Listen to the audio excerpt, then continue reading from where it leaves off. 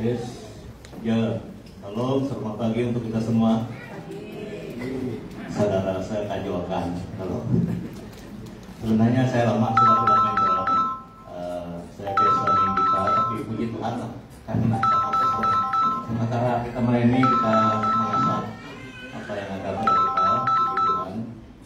Saya mendorong seperti itu supaya kamu yang mau belajar ada tiga dia punya cara bagaimana kita boleh mendapat sesuatu daripada Tuhan. Sebenarnya semua yang kita dapat ini daripada Tuhan. Yang pertama ada minat. Minat perlu ada dalam apa saja lah, minat untuk berkebun kah, minat untuk belajar ini kah. Itu nomor satu. Nomor dua itu latihan. Latihan itu memang tidak boleh lepas. Latihan dan seterusnya kita betul-betul berlatih lah, betul-betul berlatih. Dan ini semuanya proses. Dalam segala sesuatu ada proses dia, tidak dia terus jatuh dari langit seperti itu. Saya dorong kita semua dalam apa sekalipun lah, dalam mengenal firman Tuhan. Kita perlu mempunyai minat untuk mengenal firman Tuhan, itu baru Tuhan beri. Dan sementara kita mau mencari kebenaran itu, kita berusaha menggali firman Tuhan. Setiap hari kita harus belajar firman Tuhan. Dan Tuhan melihat usaha kita. Tuhan melihat usaha kita mau mendapatkan itu, dan Dia akan memberikan itu. Jadi Bapak Ibu Saudara-saudari, khususnya bagi yang ada minat untuk main musik, karena kata dekat itu memang betul, kita memerlukan anggota gereja yang mau terlibat. Tetapi itu kita ingat tiga perkara itu. Ada minat, ada usaha untuk belajar, dan tekun untuk melakukannya. Dari hari ke hari kita melakukan itu, memang Tuhan akan memberkati kita dalam semua perkara. Ketika Bapak Kepulauan memang banyak pengalaman tentang itu. Dalam segala perkara memang ada minat, ada usaha, kita ada latihan terus menerus. Lip-lip tidak ada yang terkecuali untuk dalam proses itu. Jadi dalam minggu ini kita masih belajar tentang kesabaran. Saya berusaha mencari bahan-bahan dalam firman Tuhan untuk mengajar kita tentang kesabaran itu. Saya katakan lagi, dari minggu lalu sampai minggu ini, kesabaran itu bukan milik kita. Kesabaran itu datangnya daripada Tuhan. Karena kesabaran itu adalah salah satu buah Roh Kudus. Jadi pada pagi ini juga kita masih belajar tentang itu. Kesabaran yang daripada Tuhan. Orang menerima kesabaran oleh karena kita yang percaya dimeteraikan dengan Roh Kudus. Apabila kita dimeteraikan ataupun ditanda dengan Roh Kudus, maka kita akan mempunyai kesabaran itu. Jadi hari ini kita belajar satu topik yang sama, tapi bagian yang berbeza. Kuasa kesabaran daripada Tuhan. Minggu lalu adalah kita mempunyai sikap yang betul dalam halnya kita berada dalam kesabaran Tuhan. Minggu ini kita belajar kuasa kesabaran daripada Tuhan. Sebenarnya kuasa itu sudah ada dalam diri kita. Kita perlu aktifkan, kita perlu melakukan, dan kita perlu berserah supaya kuasa kesabaran itu terus terjadi. Karena ini penting dalam keluarga, dalam bisnis, dalam pekerjaan kamu di mana-mana, dengan kerjaan, dengan company, kesabaran itu sangat penting. Haru kenap, adang tusakar kenapnya binan usia ini barik tempat, usia ini barik Tuhan. Haru kenap nih hana bahagia Tuhan yang sedang bekerja dalam diri kita. Kita harus berjuang. Kuasa kesabaran daripada Tuhan, ada tiga perkara yang kita belajar pada hari ini. Yang pertama itu adalah kesabaran waktu mendengar. Kita perlu sabar waktu mendengar. Yakobus 1 ayat 19 sampai 20. Ini kita sama-sama belajar. Saya pun belajar, kita pun terus belajar supaya kita mempunyai kuasa itu, kuasa kesabaran. Kesabaran waktu mendengar. Firman Tuhan berkata demikian. Hai saudara-saudara yang kukasihi, ingatlah hal ini. Setiap orang hendaklah cepat untuk mendengar, tetapi lambat untuk berkata-kata, dan juga lambat untuk marah. Sebab amarah manusia tidak mengerjakan kebenaran di hadapan Allah. perhatikan baik-baik. Ini merupakan satu yang perlu kita belajar supaya kuasa kesabaran itu terjadi dalam kehidupan kita. Kesabaran dalam halnya mendengar. Ada 3 perkara yang kita belajar dari bagian itu. Yang pertama, setiap orang hendaklah cepat untuk mendengar. Kita perhatikan cepat untuk mendengar. Bagaimana cara kita cepat untuk mendengar?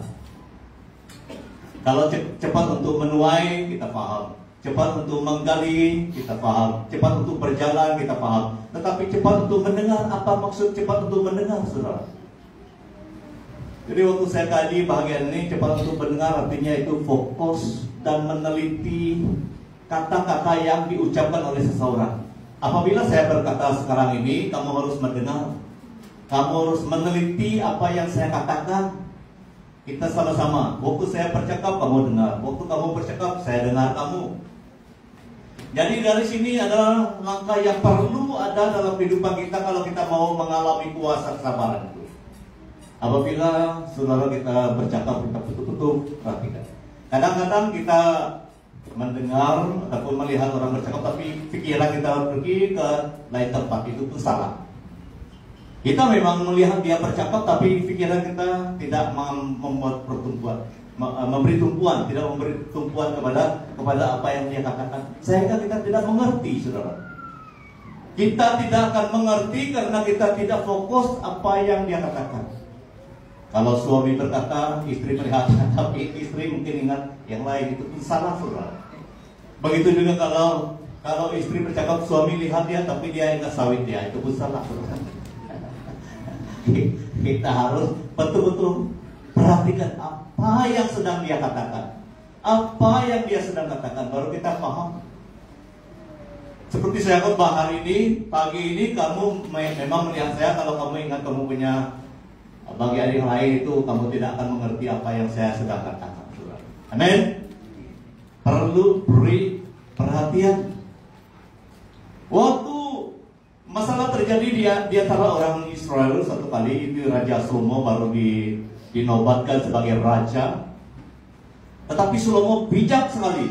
Dia tidak minta kekuatan, dia tidak minta yang lain, dia minta hikmat. Kita harus ikut teladan yang pernah dilakukan oleh Salomo. Walaupun perjalanan hidupnya tidak berapa studi, tapi pertama kali sebelum dia menjadi raja, dan dia sudah dia akan menjadi raja, dia minta satu perkara yang penting daripada Tuhan, hikmat. Tuhan berkata pada dia, kamu minta hikmat, tapi bukan hikmat saja yang saya beri kamu kekuatan dan kelimpahan. Jadi waktu masalah terjadi, ada 2 perempuan datang berjumpa dengan Salomo. Perempuan ini adalah orang yang berada dalam satu rumah, mempunyai anak yang sama-sama masih kecil. Waktu tidur, seorang telah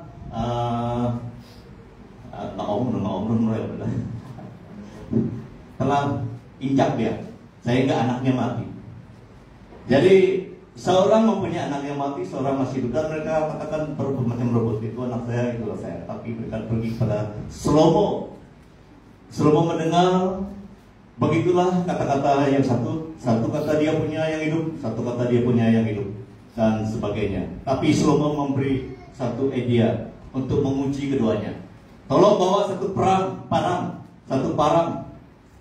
belahkan bayi itu sebelah beri seorang, kata Salomo. Kamu baca dalam 1 Raja 3. Tetapi ibu yang benar-benar mempunyai bayi itu mengasihi bayinya, karena dia tahu itu adalah bayinya. Jangan raja, berikanlah bayi itu kepada dia, jangan belah ataupun jangan bunuh bayi itu. Tetapi yang tidak mempunyai bayi itu, dia katakan belas saja baru adil. Satu kamu punya, satu saya punya. Jadi dari sana Raja Salomo tahu siapa ibu yang sebenarnya. Itu hikmat daripada Tuhan. Jadi Raja Salomo katakan, berikanlah pada perempuan yang tidak mau bayi itu dibunuh, itulah emaknya. Jadi Bapak Ibu saudara-saudari, kita perlukan hikmat dalam halnya kita menilai sesuatu. Kita boleh menilai sesuatu apabila kita memperhatikan kata demi kata yang diucapkan kepada kita.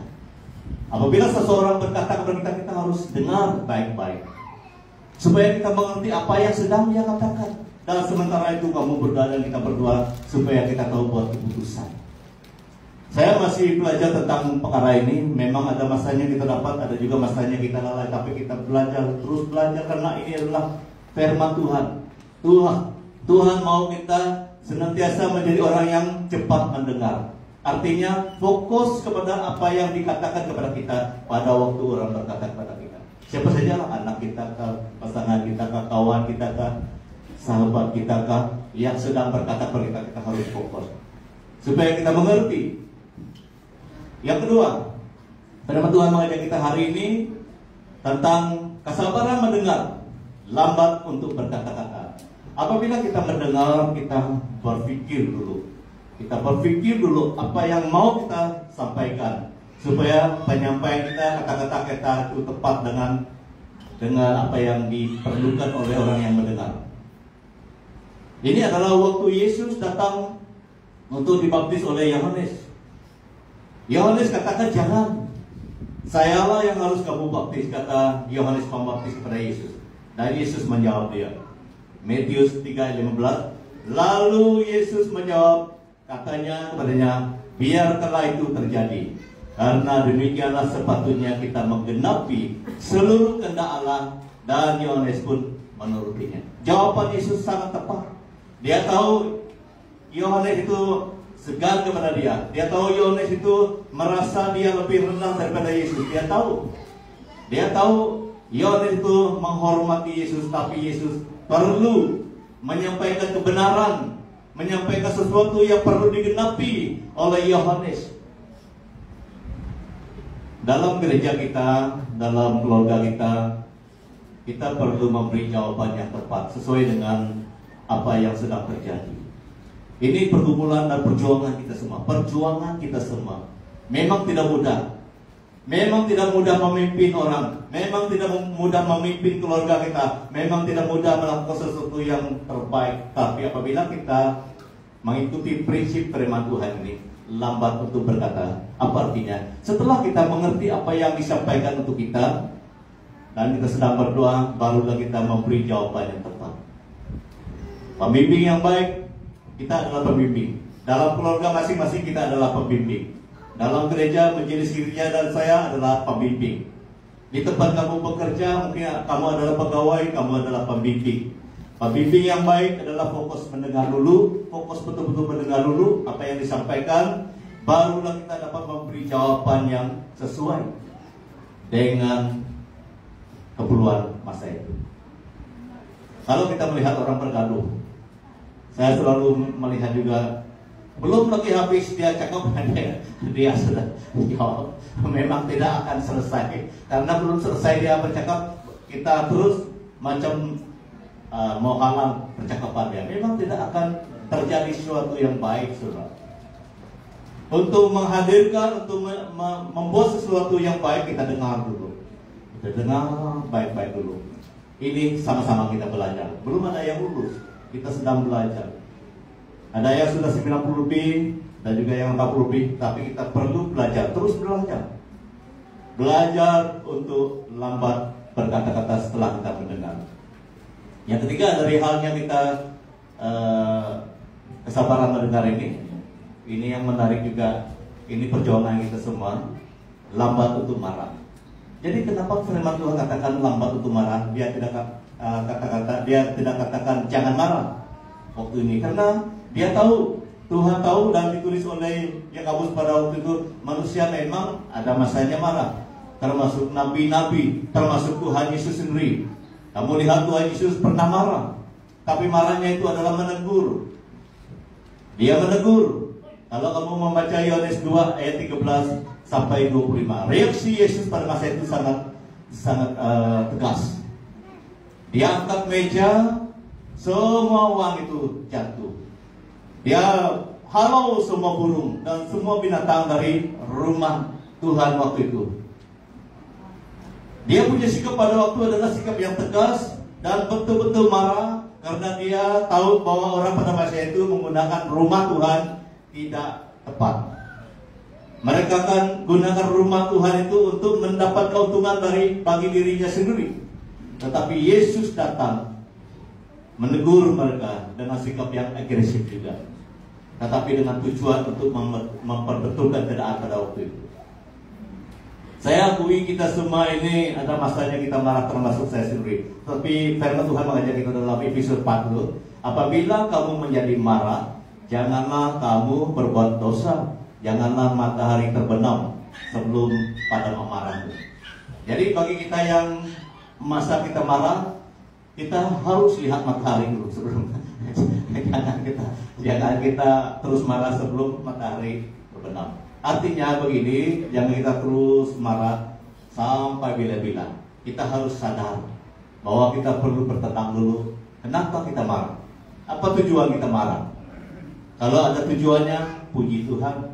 Kalau tidak ada tujuan yang betul, kita harus berhenti. Itu maksudnya, kita harus berhenti. Karena firman Tuhan katakan amarah manusia tidak mengerjakan kebenaran di depan Allah. Jadi harus kita ingat, bila-bila kita mau marah, atau bila-bila kita sedang marah, kita harus berpikir, kenapa saya marah? Apa tujuan saya marah? Apakah membawa kebaikan ataupun keburukan? Kita harus berpikir dengan semasak-masaknya. Karena amarah manusia itu tidak mendatangkan ataupun tidak mengerjakan kebenaran.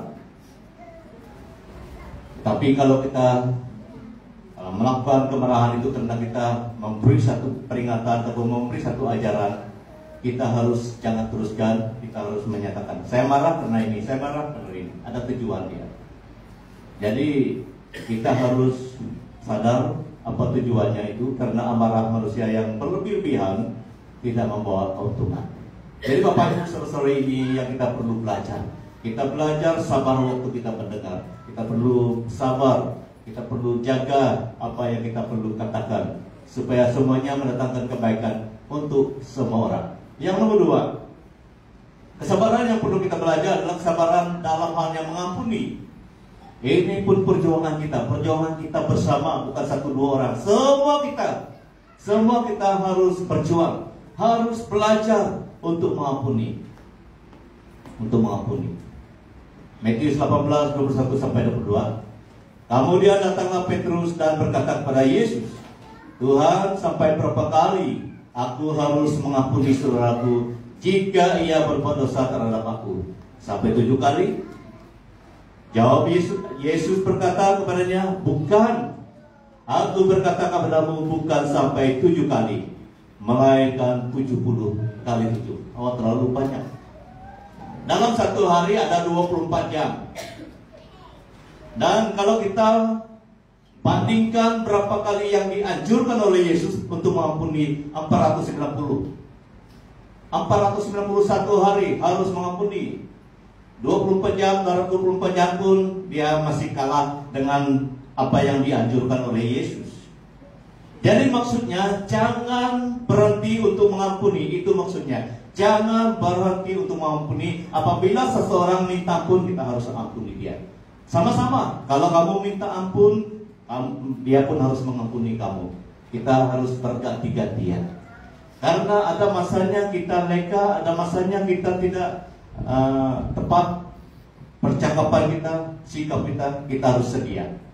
Jadi Bapak Ibu saudara-saudari yang dimaksudkan oleh Yesus di sini adalah kita harus bersedia. Berapa kali kata Simon? 7 kali kan? Tidak, kata Yesus. Sampai berapa kali? Jadi saudara, ini memang berat. Saya akui ini memang berat untuk mengampuni. Tapi firman Tuhan mengajak kita harus bersedia. Harus bersedia. Jadi kalau kita lihat apa yang dibandingkan dengan mengampuni dengan persembahan, Matius 5 ayat 24 itu, tinggalkanlah persembahanmu di depan mazbah itu dan pergilah berdamai dahulu dengan saudaramu, lalu kembali untuk mempersembahkan persembahanmu itu. Persembahan kita di depan Tuhan itu bukan nyanyian saja. Persembahan kita di depan Tuhan itu adalah seluruh kehidupan kita, doa kita. Apatah lagi kalau kita masuk di rumah Tuhan. Jadi waktu kita masuk di rumah Tuhan seperti ini, membawa persembahan kita, membawa persembahan itu membawa hidup kita, membawa doa kita.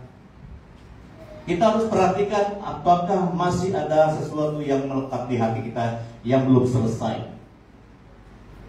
Yang belum selesai, Contohnya kamu masih benci, masih marah dengan siapapun. Tidak boleh itu. Saya terus katakan dengan bahasa yang senang dipahami. Tidak boleh. Tidak boleh kita terus tahan perasaan itu, sikap itu. Karena Tuhan sudah mengajar sebelum kamu memberi persembahanmu, berdamai dulu dengan orang itu. Jadi ini harus kita lakukan setiap hari. Karena kadang-kadang kita tidak tahu apa yang sedang kita simpan, sembunyikan. Seperti minggu lalu tidak ada yang boleh kita sembunyikan di hadapan Tuhan. Yang saya katakan tidak ada.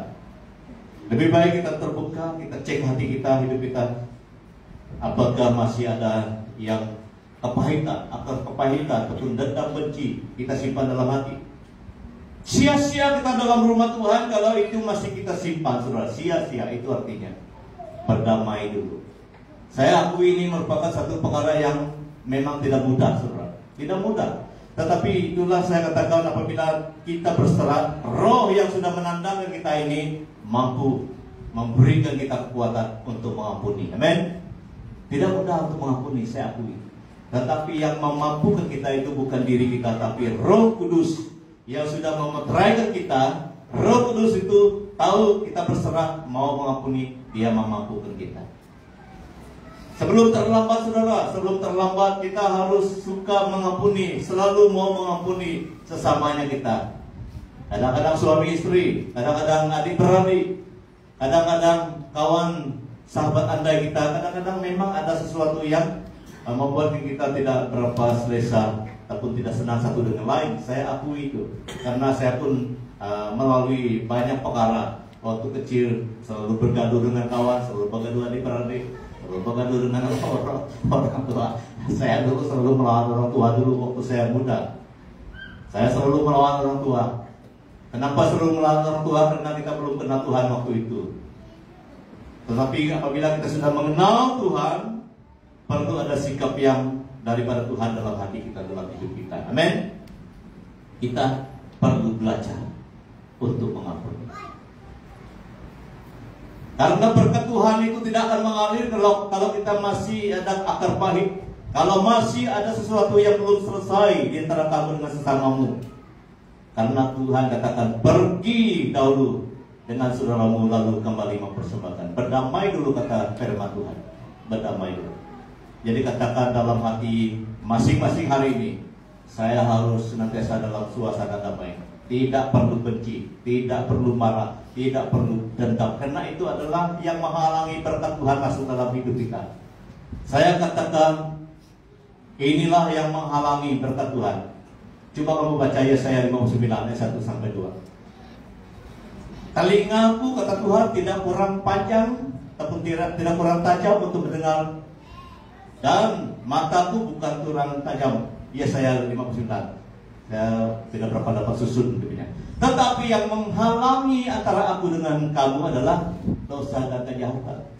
Tuhan tidak susah mau memberkati kita. Tuhan tidak susah untuk memberikan kita yang kita perlukan. Tetapi apabila ada halangan, ada blokade di antara kita dengan Tuhan, itulah yang membuat kita tidak dapat mendapat sesuatu daripada Tuhan. Jadi lepaskan diri kita, bebaskan diri kita daripada apapun yang mengikat hati dan kehidupan kita. Berdamai, minta ampun dan ampunilah sesamanya kita. Mangtelau paan gamlah, mangtelau paan melongan kenapa? Kalau perlu merdeka, karena Tuhan mau kita senantiasa merdeka dan damai, mengalami suasana damai itu selama kita hidup. Yang kedua, dia katakan, itulah yang saya katakan, Yesus berkata padanya bukan 7 kali, melainkan 40 darab 7. Saya hitung darab itu 490. Satu hari 24 jam. Setiap jam Tuhan mau kita mengampuni. Setiap menit. Jadi ini yang kita perlu buat. Setiap kali ada saudara kita, ada kawan kita mau minta ampun daripada kita, kita harus pakai firman Tuhan ini. Kita ampuni dia. Kita harus pakai firman Tuhan mengampuni orang yang minta ampun daripada kita. Amin. Jangan kita tutup hati kita untuk mengampuni dia.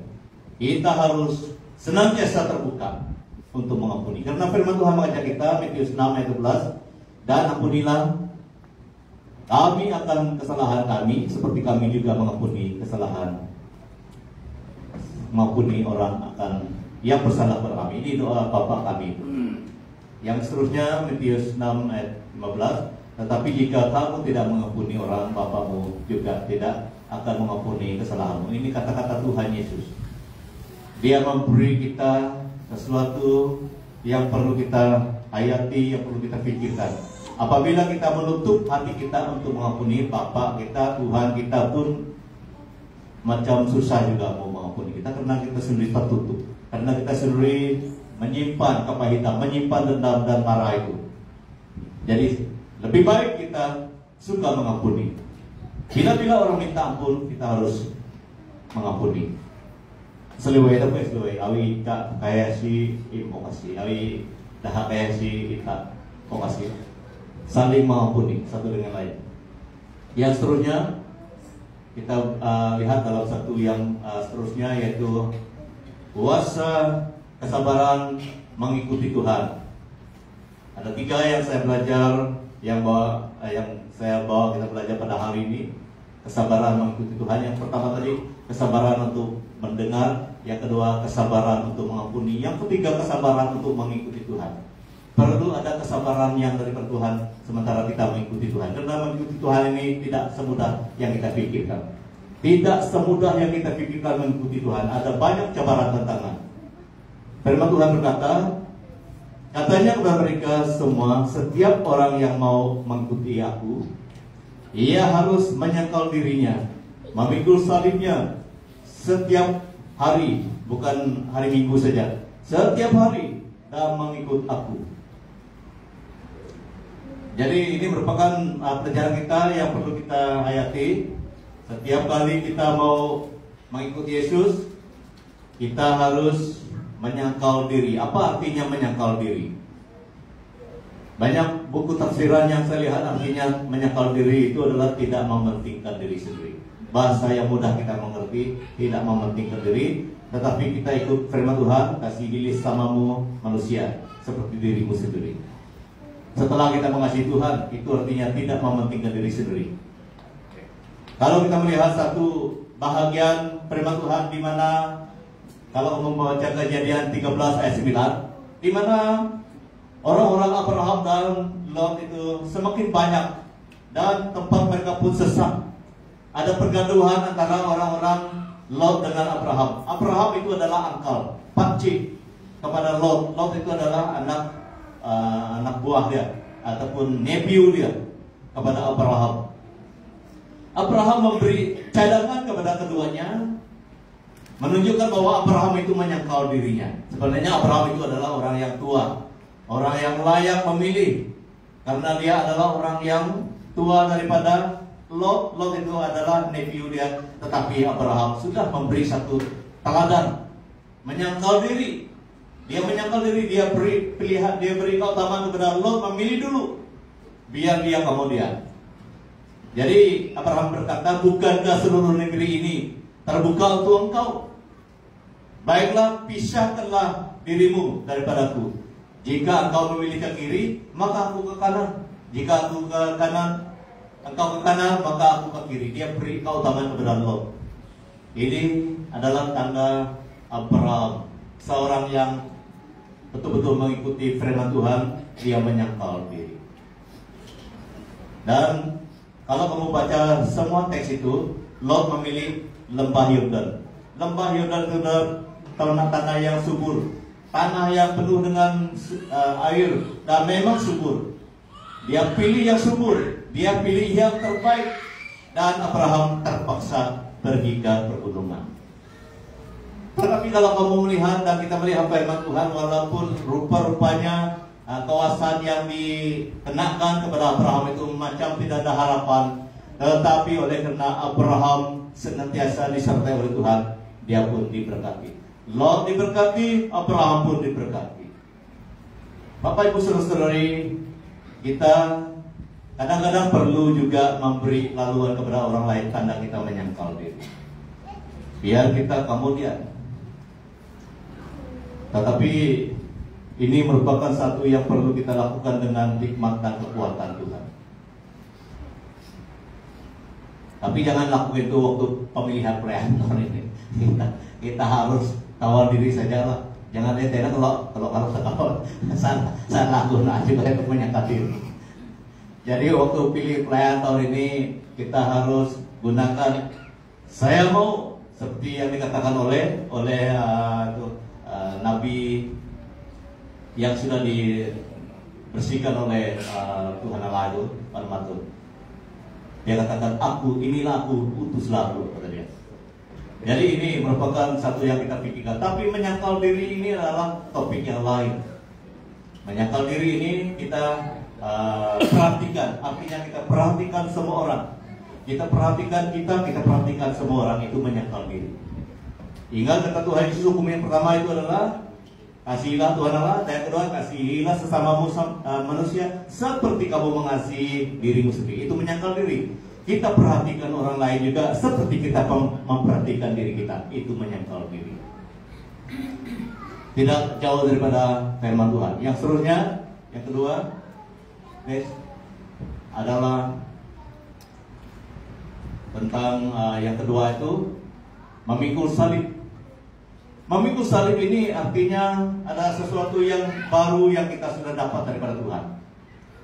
Salib itu adalah perkara yang pernah dilakukan oleh Yesus. Yesus sudah melakukan pengorbanan dan keselamatan untuk kita. Jadi kita yang ikut Yesus itu tidak perlu berkorban lagi mati salib. Tetapi salah satu maksud yang sangat tepat kita pikirkan, yang kita perlu mengerti tentang pikul salib ini adalah kita mengenakan sesuatu yang pernah kita dapat daripada Tuhan. Yang telah kita dapat daripada Tuhan itu adalah hidup yang baru. Seperti yang dikatakan dalam 2 Korintus 5 ayat 17. Jadi siapa yang ada di dalam Kristus, ia adalah ciptaan baru. Itu salib. Ciptaan baru itu salib. Yang lama sudah berlalu, sesungguhnya yang baru sudah datang. Apabila kita katakan kita pikul salib setiap hari, kita menunjukkan bahwa kita ini sudah dicipta baru. Kita ini sudah mempunyai Tuhan. Kita ini sudah mempunyai firman dan Roh Kudus Tuhan dalam hidup kita. Itu salib. Karena sebelum kita percaya Yesus, salib belum ada. Setelah kita percaya Yesus, kita ciptaan baru. Yang lama sudah berlalu, sesungguhnya yang baru sudah datang. Itu salib. Jadi kita harus menjadi terang dan garam. Itu juga penjelasan tentang salib. Menjadi terang dan garam dimanapun kita berada. Artinya kita memperkenalkan Yesus, memperkenalkan firman Tuhan melalui kehidupan kita dimanapun kita berada. Itu salib yang kita pikulkan. Hari ini kita berada di rumah Tuhan, seperti mana kita betul-betul mencintai Tuhan, betul-betul mengutamakan Tuhan dan menghormati Tuhan. Apabila kita balik ke tempat kita kerja, seperti mana kita menghormati hari ini, juga kita menghormati Tuhan di tempat kita bekerja. Itu pikul salib. Tidak ada perubahan ya. Orang kenal kita orang Kristen di gereja ini, orang kenal kita Kristen di mana-mana. Itu salib. Kita membawa kehidupan baru yang daripada Tuhan, yang sudah kita dapat daripada Tuhan. Jadi siapa yang ada dalam Kristus, ia adalah ciptaan baru. Kita semua adalah ciptaan baru.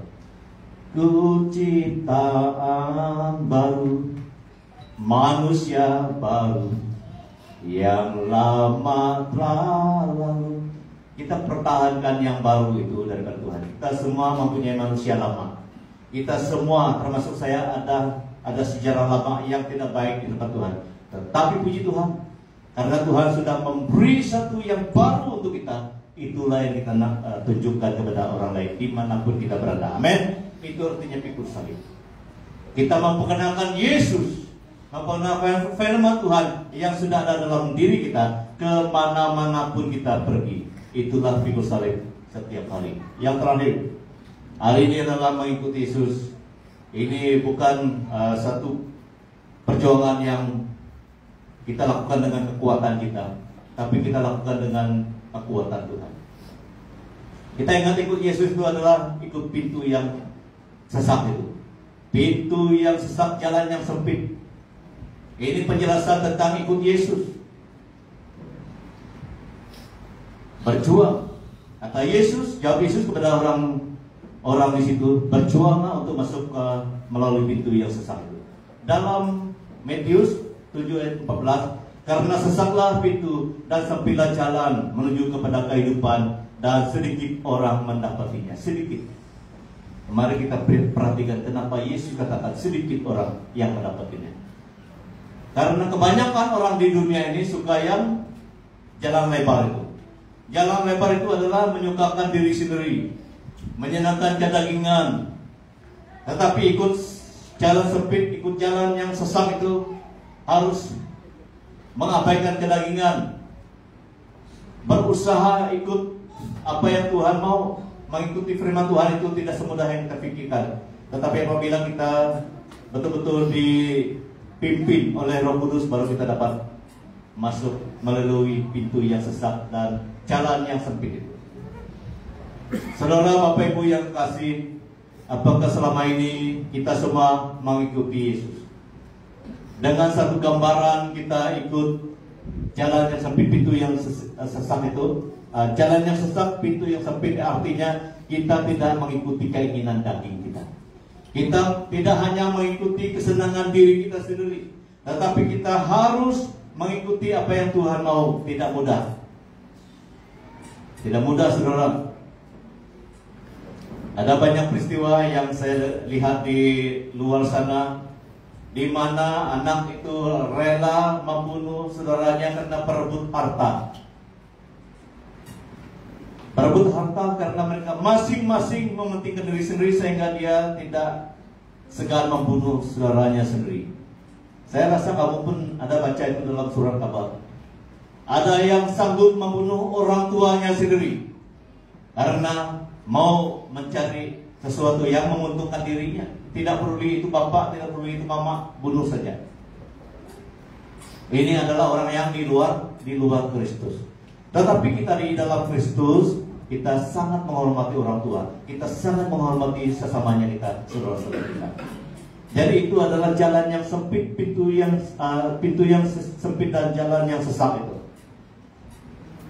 Mengikuti Tuhan itu tidak semudah yang dipikirkan, tetapi oleh karena kita semua ini sudah dimeteraikan, sudah disertai oleh Roh Kudus Tuhan, baru kita boleh.